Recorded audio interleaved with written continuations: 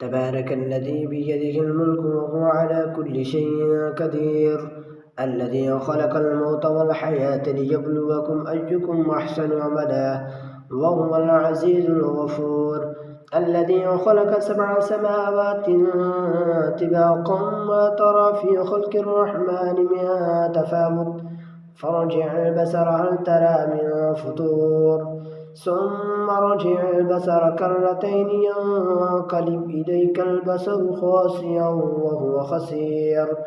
ولقد زينا السماء الدنيا بمصابيح وجعلناها رجوما للشياطين وأعتدنا لهم عذاب السعير وللذين كفروا بربهم عذاب جهنم وبئس المصير إذا ألقوا فيها سمعوا لها شهيقا وهي تفور تكاد تميز من الغيظ كلما ألقي فيها فوج سألهم خزنتها ألم يأتكم نذير قالوا بلى قد جاءنا نذير فكذبنا وقلنا ما نزل الله من شيء إن أنتم إلا في ضلال كبير وقالوا لو كنا نسمع أو نعقل ما كنا في أصحاب السعير فاعترفوا بذنبهم فسحقا لأصحاب السعير إن الذين يخشون ربهم بالغيب لهم مغفرة وأجر كبير وأسروا قولكم أو اجهروا به إنه عليم بذات الصدور ألا يعلم من خلق وهو اللطيف الخبير هو الذي جعل لكم الأرض ذلولا فامشوا في مناكبها وكلوا من رزقه وإليه النشور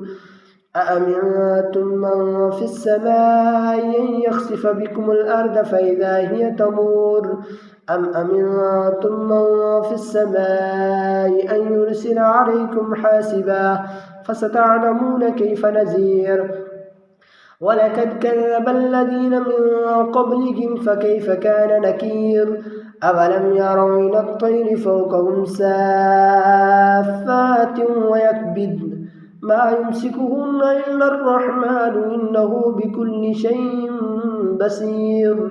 أمن هذا الذي هو جند لكم ينصركم من دون الرحمن إن الكافرون إلا في غرور أمن هذا الذي يرزقكم إن أمسك رزقه بل لجوا في عتو ونفور أفمن يمشي مكبا على وجهه أهدى أمن يمشي سويا على صراط مستقيم قل هو الذي أنشأكم وجعل لكم السمع والأبصار والأفئدة قليلا ما تشكرون قل هو الذي ذرأكم في الأرض وإليه تحشرون ويقولون متى هذا الوعد إن كنتم صادقين قل إنما العلم عند الله وإنما أنا نذير مبين فلما رأوه زلفة سيئت وجوه الذين كفروا وقيل هذا الذي كنتم به تدعون قل أرأيتم إن أهلكني الله ومن معي أو رحمنا فمن يجير الكافرين من عذاب عليم قل هو الرحمن آمنا به وعليه توكلنا فستعلمون من هو في ضلال مبين قل أرأيتم إن نسبأ ماؤكم غورا فمن يأتيكم بماء